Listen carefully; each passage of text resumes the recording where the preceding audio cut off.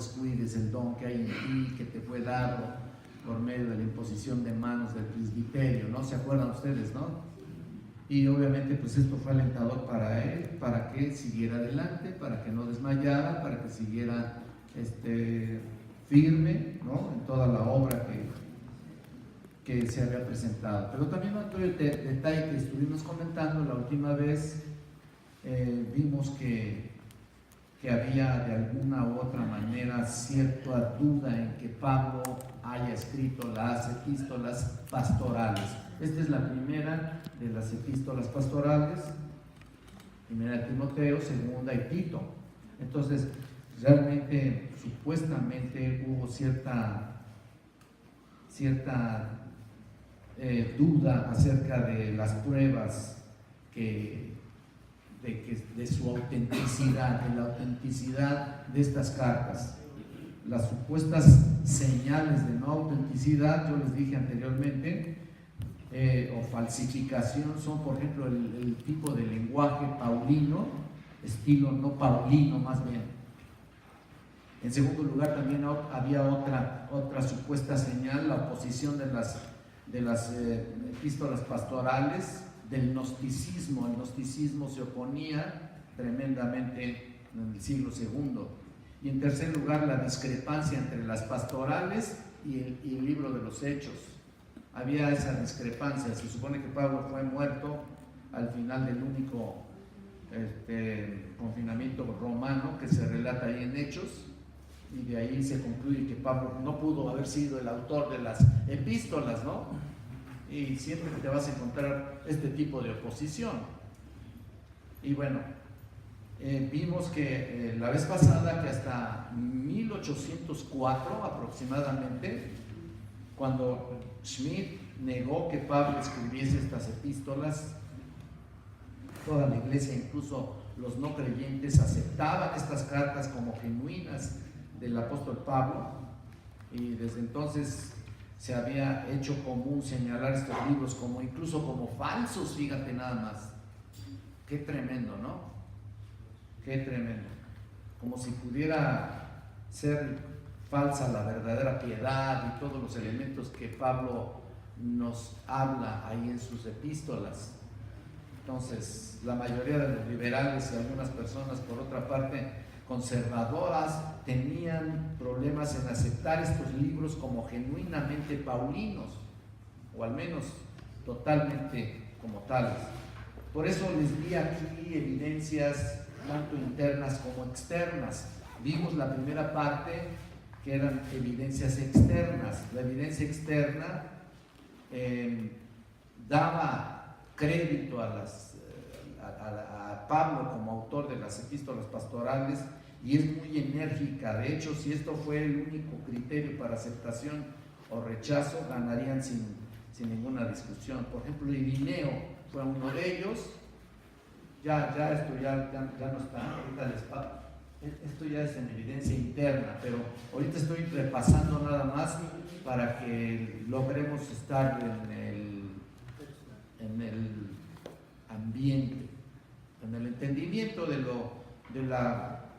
los temas que vimos anteriormente, ¿no? Entonces, la evidencia externa era Irineo, el primer autor conocido que cita directamente estas epístolas. También vimos algunos padres de la iglesia como Tertuliano, Clemente de Alejandría. Bueno, no son padres de la iglesia realmente estos, pero adscriben a Pablo lo mismo que el canon muratorio, que realmente eran auténticas. Y estos padres anteriores que parecen haber conocido las cartas, también está Policarpo, Clemente de Roma. Entonces, esas son algunas evidencias externas. Y aquí ya entramos a esta parte, son evidencias internas. Entonces, esto es básicamente lo que hay dentro de la misma palabra. Cuando hablamos de evidencias externas, son extra Biblia, autores fidedignos, autores fuertes, como los padres de la iglesia, que te hablan de la autenticidad de estas cartas. Y evidencias internas son exactamente lo que dice el texto, lo que dicen las mismas palabras de Pablo para autenticar su autoridad. Entonces casi todos los ataques en contra de Pablo haya escrito estas epístolas que estamos estudiando se basan en una supuesta evidencia en contra dentro de las mismas cartas. Ellos atestiguaban que aún hay evidencias internas que no eran auténticas de Pablo, supuestamente. Y hay tres líneas principales de evidencia: histórica, eclesiástica, lo que está aquí, y lingüística. Y bueno, vamos a ver un poquito de eso. El problema histórico, en primer lugar, ustedes ven que varios acontecimientos y personas que aparecen en estos libros no pueden ser ajustados en hechos o en nuestro conocimiento del ministerio de Pablo procedente de otras epístolas. Entonces, que Pablo, por ejemplo, este es un comentario, dejar a Trófimo enfermo en Mileto y su capote, ¿se acuerdan? Y pergaminos en Troade, no concuerda con sus viajes conocidos, ¿no? Bueno, este es un argumento que pudiéramos decir que es de fácil refutación, porque fíjense, es cierto que no concuerdan con hechos y no tienen por qué concordar en términos generales, pero Filipenses 1:25 dice que Pablo esperaba ser liberado y la tradición cristiana dice que lo fue, ok, y que ministró incluso después de ser liberado, durante algunos años después, antes de volver a ser encarcelado y decapitado. O sea, tuvo un tiempo de estar libre y de trabajar nuevamente para el Señor, y después supuestamente lo volvieron a agarrar, por decir así, y hasta que fue encarcelado y decapitado. Pero los acontecimientos, amigos y enemigos mencionados en las epístolas pastorales son en este periodo de su obra misionera, pudiéramos llamar, entre los dos encarcelamientos. Bueno, ese es un hecho histórico, es una evidencia histórica, que es el primero que estamos viendo aquí. En segundo lugar, también el problema eclesiástico, o sea, lo que sucedía en la iglesia. Se dice que la organización eclesial es demasiado tardía para Pablo, decían, de hecho perteneciente al segundo siglo, aunque es cierto que los obispos, ancianos y diáconos se tratan en las pastorales, en particular aquí, no hay evidencia que fuesen obispos del tipo monárquico de los siglos segundo y siguientes. Monárquico es que fueran ellos nada más un solo pastor, pues, es lo que estamos hablando. De hecho, Filipenses 1:1 menciona una pluralidad de obispos, y ustedes saben que a través de las mismas epístolas se muestra claramente que siempre manifiesta una pluralidad de obispos que, a fin de cuentas, son pastores también o supervisores. Obispos es un supervisor en una iglesia, no un obispo sobre una iglesia, un solo obispo sobre una sola iglesia. Eso no existe, no debería de existir, aunque las hay, ¿no? Ustedes conocen, sobre todo las episcopales, exactamente. Entonces, como tampoco el sistema posterior de un obispo sobre varias iglesias, yo conozco a varios así, man. Un solo pastor controlando varias iglesias. No debe existir, y sin embargo las hay, ¿no? La gente no conoce y se deja llevar por eso. Además, las palabras ancianos y obispos se emplean de manera intercambiable en 1 Timoteo y Tito. Ancianos y obispos, y siempre está en plural. Ya, para acabar pronto, ¿no? Bueno. Mientras que a partir del siglo II, y con el persistente aliento de Ignacio, se designó a un obispo, fíjate, a pesar de todo, se designó un obispo por encima de los demás, que eran el presbiterio, ancianos. De esa manera, la enseñanza fundamental acerca de las guías de la iglesia es claro en la era apostólica y no en el segundo siglo. Con esto trato de hablar acerca del problema eclesiástico que se desarrollaba en aquel entonces en todas las dudas de que Pablo hubiese escrito estas epístolas. Y luego también el siguiente es el argumento lingüístico. El argumento lingüístico en realidad es un ataque más intenso. Se basa en la diferencia de estilo y vocabulario. Tú sabes, a veces uno habla de una manera y luego de repente está uno hablando con más confianza con otros y etcétera, etcétera, y cambia tu vocabulario. Bueno, estos decían eso. Hay una diferencia entre estilo y vocabulario entre estas tres cartas. Está hablando de Primera, Segunda y Tito. Y las otras 10 que aceptamos como la diferencia entre estas cartas y las otras 10 que aceptamos que son de Pablo. Algunas de las palabras y expresiones favoritas de Pablo aparecen aquí, y si muchas palabras no empleadas en sus otras cartas, podríamos llamarle, según algunos que han investigado esto, un 36% aproximadamente de diferencia entre palabras de las pastorales y las otras epístolas. Y se emplea la metodología matemática supuestamente para demostrar que Pablo no pudo haber escrito estas cartas. Fíjate nada más.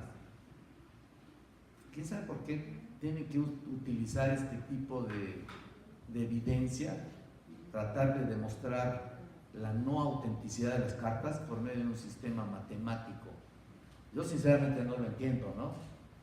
Digo, hablando la verdad, pero supuestamente ellos hacen un análisis y ven, ¿no? ¿No es cierto? Ciertas palabras, y terminan, no lo escribió él. Y es una tontería realmente, ¿no? Entonces, este mismo método se ha empleado en los poemas de Shakespeare, por ejemplo. Si ustedes lo investigan un poquito ahí en internet, se van a dar cuenta que hubo quien también estuvo en contra de la autenticidad de los poemas de Shakespeare y realmente nunca pudieron probar o comprobar algún tipo de falsedad de esos poemas. Bueno, no estamos hablando de Shakespeare, estamos hablando del apóstol Pablo, ¿no? Que, por favor, no se compara en ninguna manera todo lo que escribió, ¿no es cierto? Pues imagínate nada más, aunque haya sido un grande Shakespeare, pues a mí qué. No, pero finalmente, pues tuvo su tiempo de gloria, ¿verdad? Este hombre, y su forma de trabajar y de etcétera, etcétera, incluso de inspirar hasta películas, pero Pablo rebasa todo la revelación directa de Dios. ¿Te imaginas? Los santos hombres de Dios hablaron siendo inspirados por el Espíritu Santo. Imagínate nada más si se compara. Pero además los lectores de las cartas pastorales de Pablo eran distintas a las de las otras cartas. Timoteo y Tito habían estado íntimamente asociados con la vida y el pensamiento de Pablo durante 15 a 20 años. No deberíamos sorprendernos por tanto si Pablo decidió escribir, como les dije un poquito antes, en un lenguaje y estilo diferente de lo que había empleado para dirigirse a las iglesias. No sé si me entiendan. El punto es de que tú te diriges, ahora que fui a Guadalajara, de hecho estuve con un grupo de pastores ahí, deseosos de aprender, de veras. Estaba yo compartiendo a los servidores esto, deseosos de aprender. Y bueno, cuando estoy dando una clase de ministerio pastoral, pues utilizo un tipo de lenguaje, ¿no? Una forma, una manera muy distinto a cuando también estamos predicando en una iglesia, ¿no? El lenguaje de las epístolas, es decir, del ministerio pastoral, es con términos mucho más y elementos más específicos dirigidos hacia el ministerio, ¿no? Y pues Pablo también, sus tres epístolas pastorales, pues tienen que ser diferentes, porque se estaba dirigiendo, por supuesto, a cómo debe ser un siervo de Dios, un obispo, un pastor, un anciano. diferente a las otras epístolas porque se estaba dirigiendo a la iglesia. ¿Me explico? Creo que hay una diferencia ahí del lenguaje que tú utilizas, ¿no?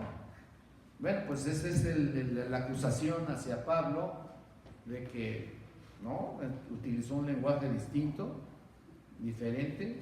Pues sí, él decidió hacerlo así, un estilo diferente, los que había empleado para dirigirse a las iglesias, y Pablo exhortaba y alentaba a sus hijos en la fe en lugar de corregir disputas negativas vacilantes dentro de la iglesia, ¿no? Entonces es distinto, es realmente distinto. Y tenemos ahí el dato de que Pablo escribió, finalmente lo vemos, esta carta por el año 62 después de Cristo, mientras visitaba la iglesia de Macedonia. Y lo puedes corroborar también en algunos otros textos, ¿no? O sea, no solamente en las mismas epístolas, sino también en el libro de los Hechos. Recuerden que el libro de los Hechos es la parte histórica, por decir así, por eso se llama los Hechos de los Apóstoles, ¿no? La parte histórica que revela prácticamente todo lo que sucede y lo que estaba aconteciendo en la revelación de las demás epístolas. Entonces tú lo tienes que comparar así, ves las epístolas, las cartas, y ves lo que pasa en Hechos, ¿no? Los acontecimientos históricos acá. Entonces lo compruebas, son referencias cruzadas importantes que se tienen que ver. Entonces es muy probable que Pablo estaba en Colosas, aquí, fíjate, cuando estaba escribiendo, disfrutando ahí de la visita ahí con Filemón, cuando escribió esta primera carta al joven Timoteo.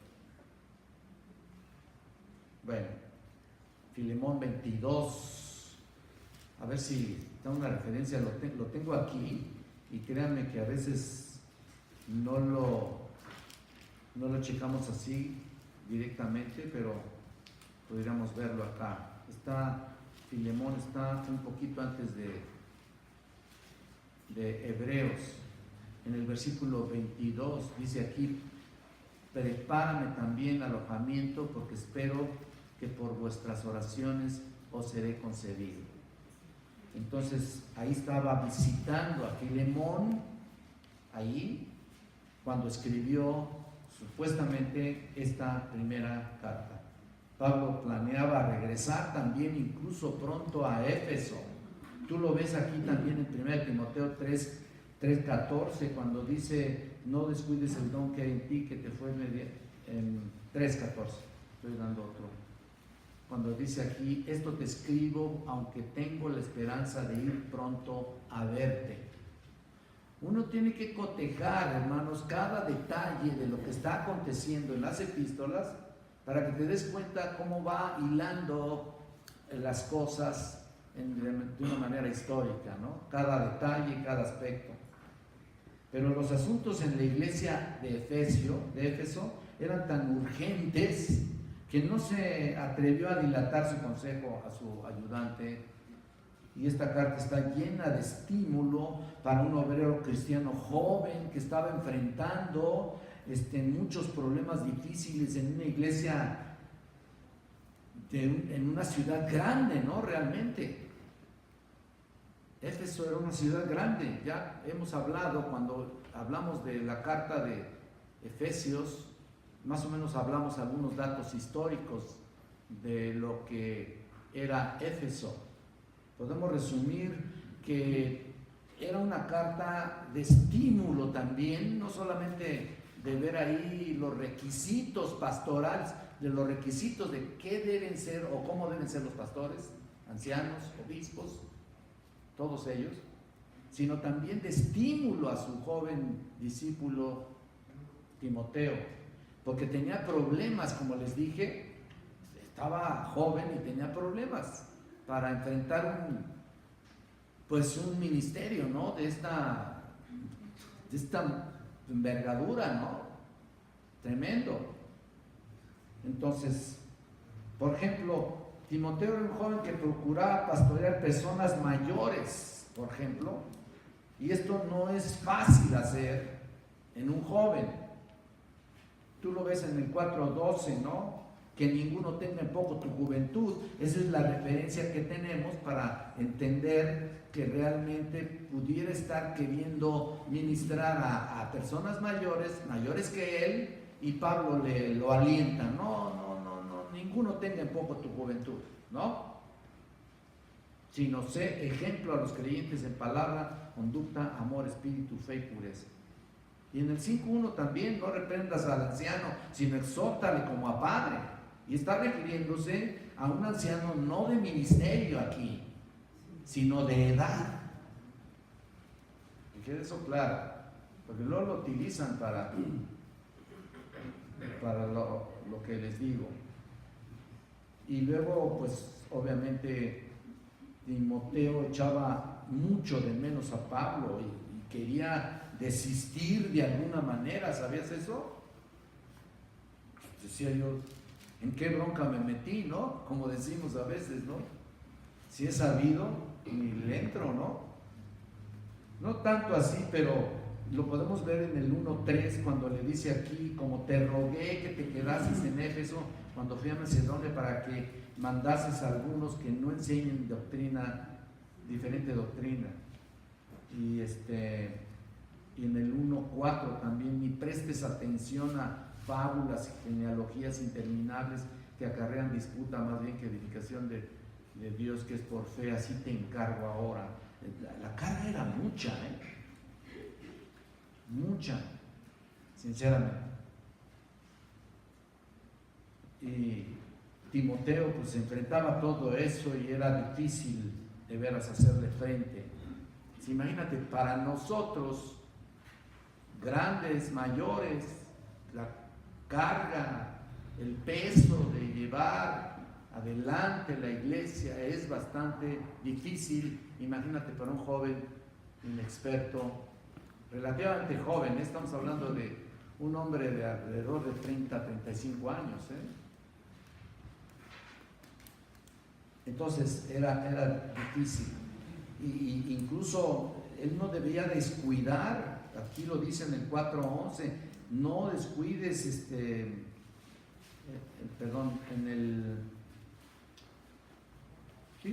toda esta parte que ya les leí, no descuides el don que hay en ti, en el 4:14, no lo descuides.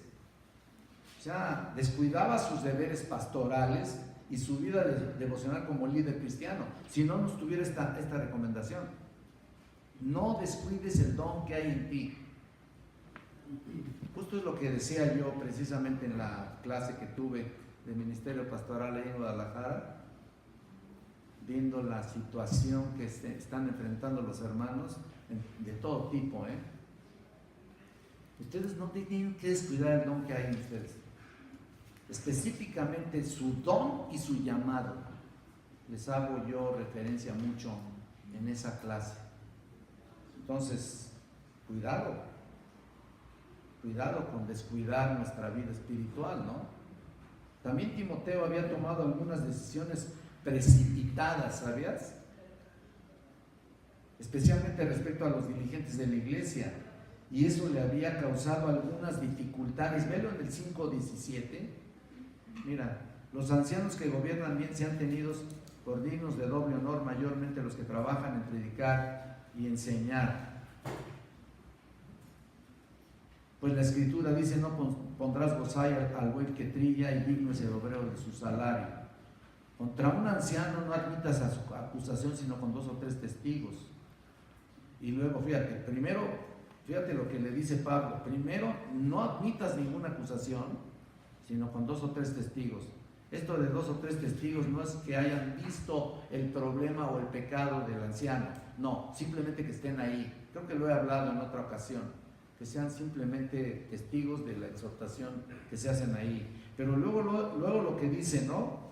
A los que persistan en pecar, esto se refiere a ancianos, ahora sí, ancianos de ministerio.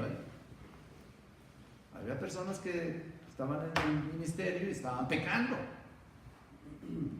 Repréndelos delante de todos, nada de que delante de todos. ¿Qué quiere decir? La iglesia, no, simple y sencillamente de un grupo ahí de ministerio, para que los demás también teman. Y luego te encarezco delante del Señor. O sea, la exhortación era fuerte. Entonces el pobre de Timoteo estaba ahí batallando. Y bueno, tenía que hacerle frente a todas estas exhortaciones que Pablo le hacía. También Timoteo tenía una tendencia hacia el ascetismo y la disciplina corporal, que realmente le estaba haciendo daño físicamente. En el 4:7 le dice: desecha las fábulas profanas de viejas, ejercítate en la piedad. O sea, todas estas exhortaciones, eso es porque había algo atrás de eso. ¿Me explico? Entonces, era fuerte, ¿no? Porque el ejercicio corporal para poco es provechoso, pero la piedad para todo aprovecha, pues tiene promesa de esta vida presente y la venidera. Entonces, realmente se estaba enfrentando abiertamente a todas las exhortaciones que Pablo le hacía, y él estaba recibiendo toda esta carga, porque todo es casi directa para él, excepto por el capítulo 3, ¿no? De ahí de los requisitos para los ancianos. Mírate nada más. Entonces, había también tentaciones juveniles, ¿no? Los acosaba como plaga, lo que hay ahora está peor, ¿no? Pero mira, aún en aquel entonces, mira lo que le dice en la segunda carta, pero en el 2:22. Huye también de las pasiones juveniles y sigue la justicia, la fe, el amor y la paz con los que de corazón limpio invocan al Señor. Huye de todo eso. No acaricies nada, no estés tentándole, por decir así como decimos nosotros, ¿no? Ten cuidado con tu propia vida. Entonces, esta exhortación es también supuestamente, Timoteo tenía este tipo de problemas en cierto sentido. Luego también podemos ver que había falsos maestros ahí en medio de toda esta carta. Miren, podemos estarnos así mucho tiempo, estarla escudriñando. No estamos hablando de escudriñarla expositivamente, porque no terminaríamos, imagínense cada cuándo terminaríamos cada carta, ¿no? Ciertamente estamos sacando los elementos más importantes de lo que Pablo transmitió a su discípulo amado Timoteo. Y no solamente eso, sino el problema interno que estamos viendo. No solamente del liderazgo, sino también del pobre de Timoteo.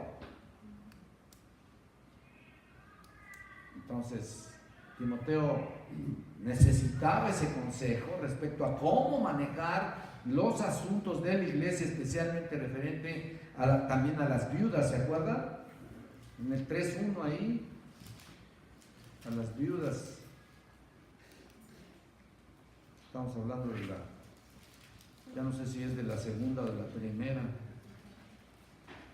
Bueno, el punto es de que había problemas realmente. En el 5:3 ahí lo dice, ¿no? Honra a las viudas que en verdad lo son.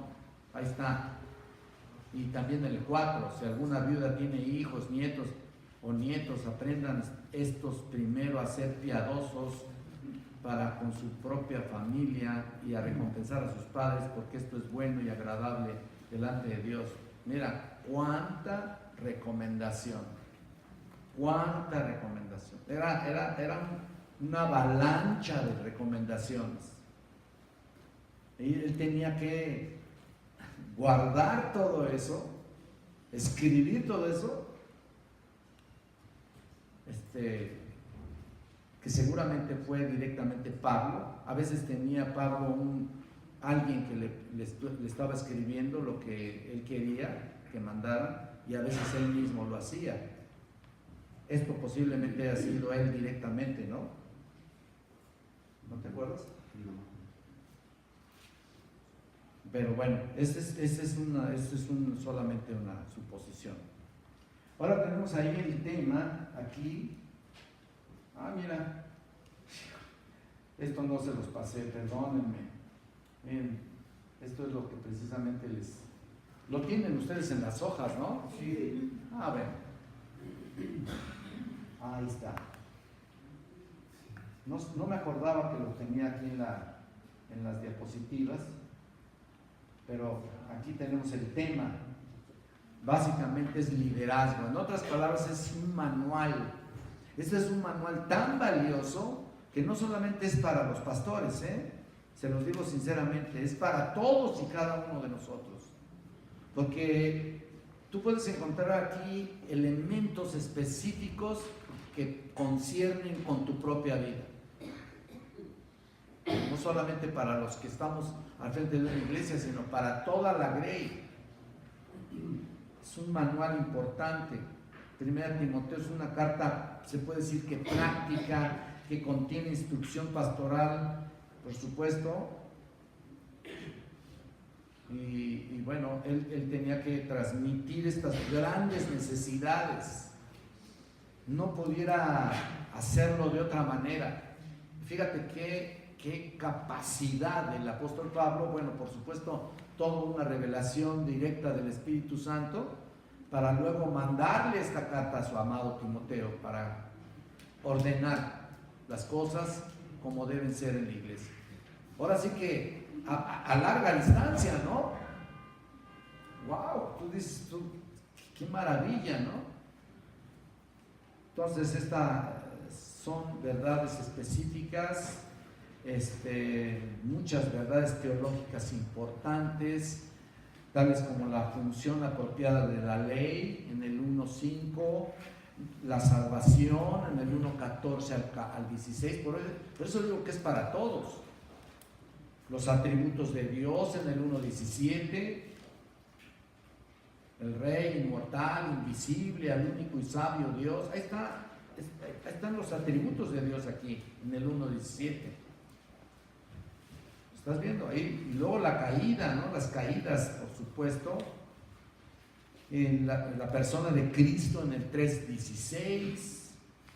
En fin, toda esta doxología que aparece en el 3.16 como que resume en cierto sentido todo el mensaje de Pablo, anteponiendo por supuesto la obra maravillosa de Cristo, como dice, e indiscutiblemente grande es el misterio de la piedad. Fíjate, Dios manifestado en carne, justificado en el Espíritu, visto de los ángeles, predicado a los gentiles, creído en el mundo, recibido arriba en gloria. O sea, es algo tremendo, ¿no? Que ahí manifiesta ahí el apóstol Pablo para dejarlo ahí plasmado, para primeramente exaltar el nombre de Cristo, glorificar su nombre, y ya una vez que eso pasa, ¡pum!, que se te quede bien grabado todo lo que te estoy diciendo, ¿no? Una de las palabras clave en 1 Timoteo es te encargo, y es clave también para nosotros, ¿no es cierto?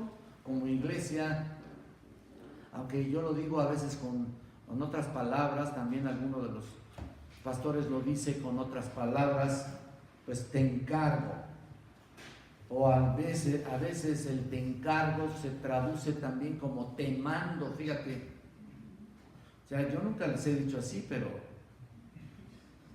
pudiera darse el caso, ¿no? Que tengo muchas ganas de decir, ¿no? Es muy diferente, ¿no? Pero ciertamente no tendría nada de malo, así se los digo, que pudiera yo decirles, te mando a hacer esto. No tiene nada de malo, al contrario, obviamente una orden justa, ¿no? Bien establecida en la palabra, bíblica, o sea, sobre todo te mando que dejes tu pecado. Digo, a ver, ¿quién me refuta eso, no? Bueno, vamos a hablar un poquito de eso en la predicación. Era un término militar esto, esta orden, refiriéndose a una orden que debía transmitirse de rango en rango. Y Dios le había confinado el Evangelio a Pablo en el 1:11, quien lo había a su vez transmitido a Timoteo. Timoteo estaba encargado de guardar este gran tesoro de estas epístolas, hermanos, de una manera impresionante y pasarlo a creyentes que a su vez confiaran en otros, porque es una cadena. Mira, esto es lo que estoy enseñando ahora, pero no sale de mi propia inspiración para nada, ni quiero. Esto viene de generación en generación en generación, y así seguirá hasta que Cristo venga por su iglesia, ¿no es cierto? Eso es lo clásico de un padre, ¿no? Un padre de familia. Tú recibes la salvación y lo primero que quieres es transmitirlo a ¿quiénes? A tus hijos, ¿no? Y deseas que crezcan en la fe y en el temor de Dios y plan.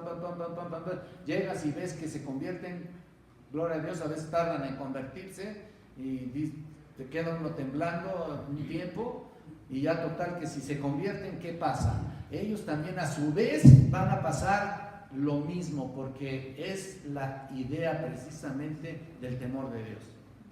Estar transmitiendo de generación en generación el mensaje de salvación. Ellos a su vez están transmitiendo a sus hijos lo mismo, ¿no? Y si es posible hasta mejor, porque eso es lo que debemos hacer.